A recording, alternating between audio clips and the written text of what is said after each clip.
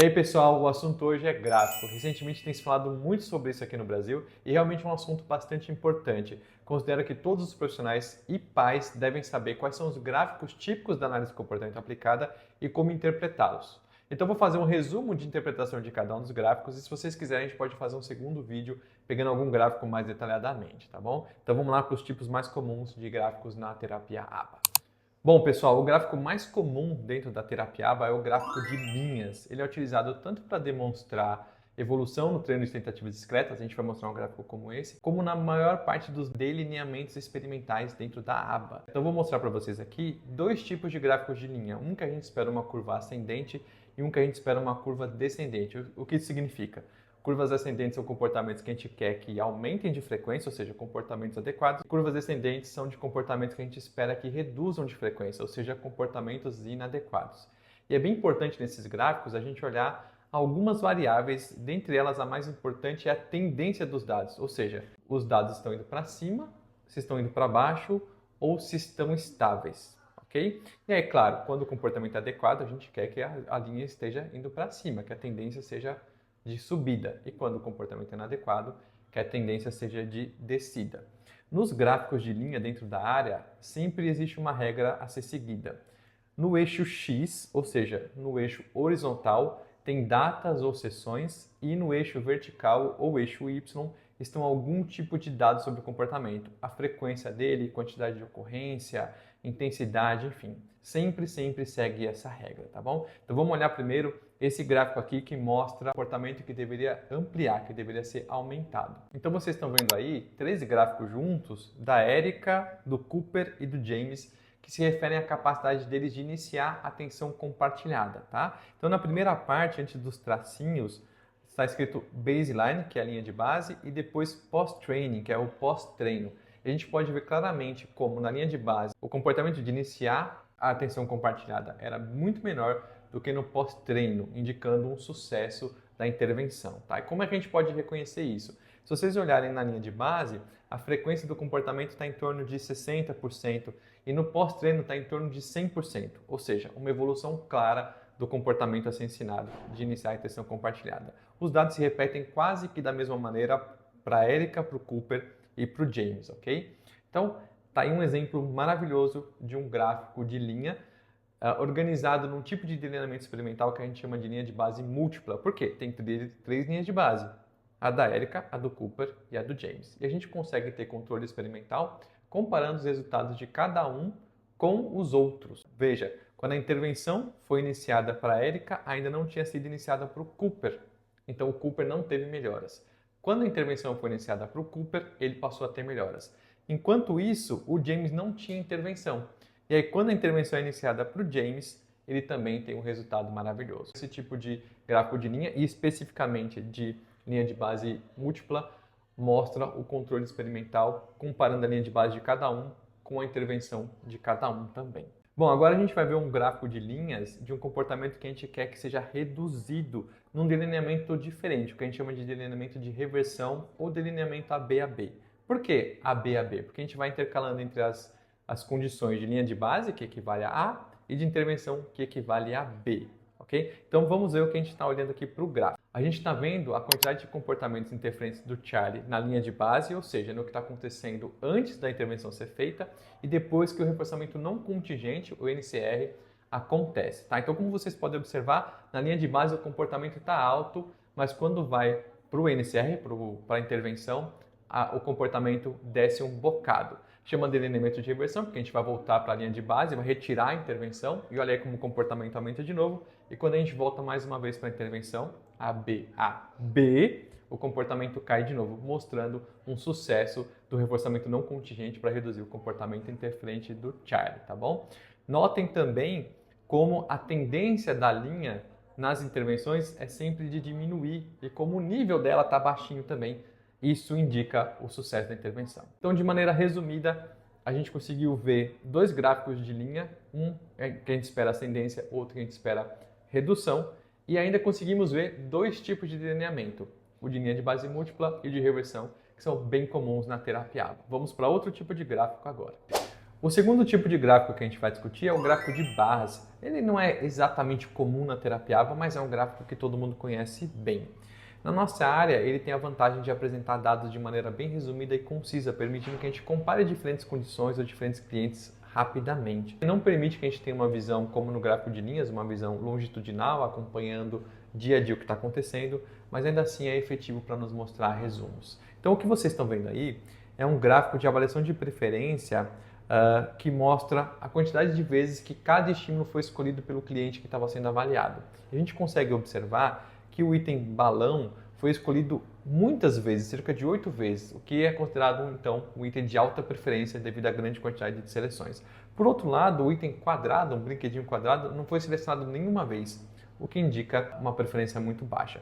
E aí, entre esses dois, você tem um gráfico de barra que nesse caso está diminuindo porque foi organizado de maneira do mais interessante para o menos interessante. Nem todo gráfico de barra precisa ter essa tendência, você pode organizar da maneira que você desejar. Mas é interessante notar como com uma inspeção visual rápida, a gente consegue identificar as diferenças entre os diferentes itens ou em outros casos sobre os diferentes comportamentos ou sobre os diferentes clientes. Tá? Essa é a vantagem de concisão do gráfico de barras. O terceiro tipo de gráficos que a gente vai ver é o gráfico de pizza, também não muito comum na terapia ABA, mas acaba sendo uma maneira fácil de apresentar os dados para os pais e também apresentar de maneira concisa e resumida. Então aqui na tela o que vocês estão vendo é um gráfico de pizza para 4 clientes. Kate, o Tomás, a Olivia e a Nancy. Ele mostra a porcentagem de tipos de comportamento verbal emitidos por cada um desses clientes, tá?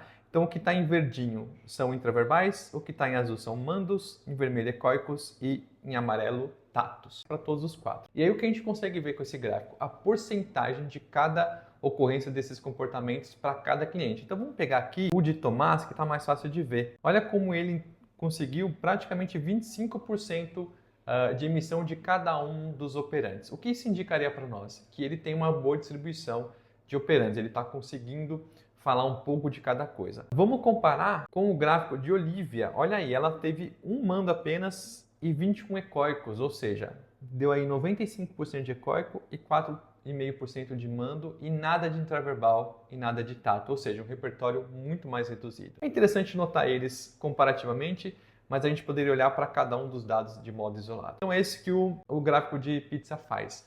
Mostra porcentagem, mostra ocorrência de comportamentos de cada tipo, de maneira fácil, que pode ajudar os pais a compreenderem o que está acontecendo com os filhos deles. Pessoal, desculpa atrapalhar o vídeo, é só para lembrar que aqui na descrição do vídeo tem os links de todos os artigos com todos os gráficos que a gente discutiu. Então, se vocês quiserem ir lá, aprender um pouco mais e ler coisas interessantes, cliquem aqui na descrição. Um gráfico bem interessante é o Scatter Plot, ou em português, o gráfico de dispersão, que consegue mostrar para a gente como o comportamento está sendo distribuído ao longo do dia.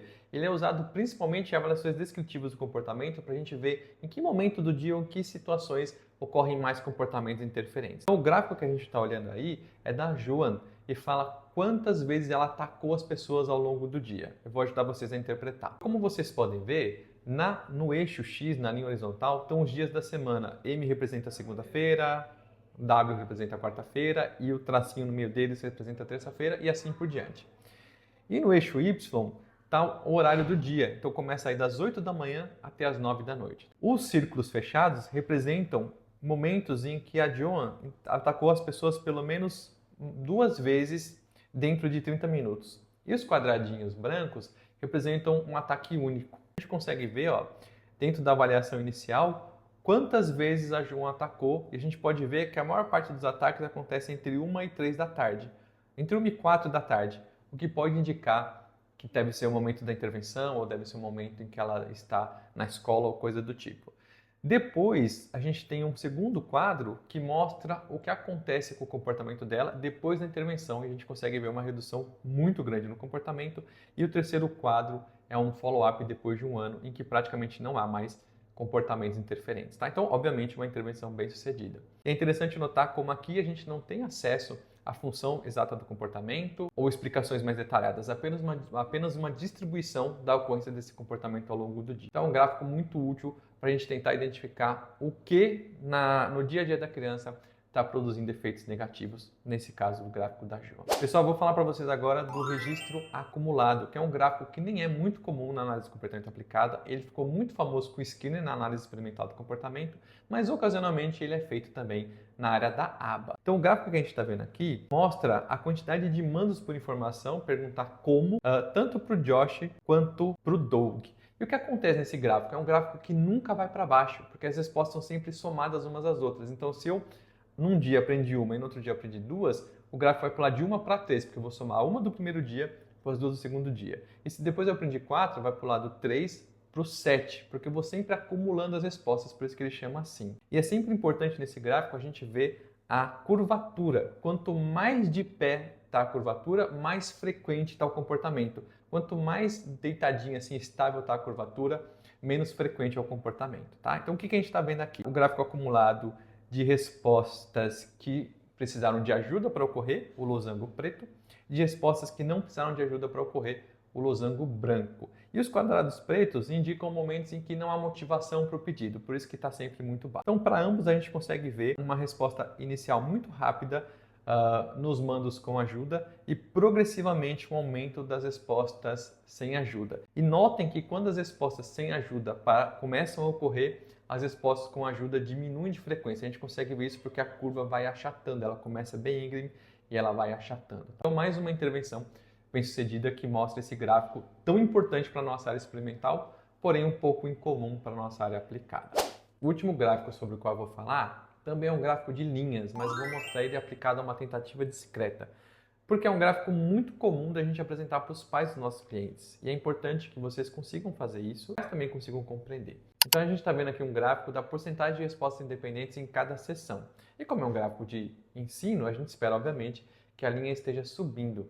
E eu fiz esse gráfico aqui para mostrar para vocês algo importante, como os gráficos contam histórias para nós. Então olha só, por volta do dia 4 de setembro, a gente vê que a linha estava ascendente e no dia 4 de setembro ela dá uma caída e volta a subir. Isso me conta uma história. Se eu for perguntar para os pais e investigar o que aconteceu no dia 4 de setembro, pode ser que eu descubra que naquele dia meu cliente não dormiu direito, pode ser que ele estivesse estressado por alguma outra razão. Isso explica a queda nos dados. Isso mostra bem como os gráficos devem ser utilizados para interpretar o que ocorreu no dia a dia.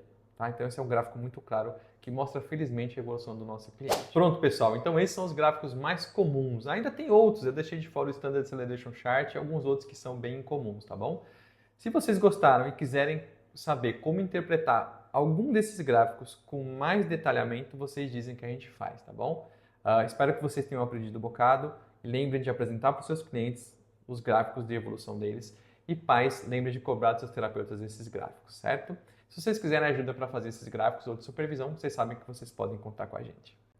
E não esqueça de deixar o like para nos ajudar, comentar o que você achou do vídeo e principalmente seguir a gente nas outras redes sociais. A gente tem conteúdo todos os dias, no YouTube semanalmente, no Instagram e no TikTok, praticamente todos os dias. Segue a gente lá.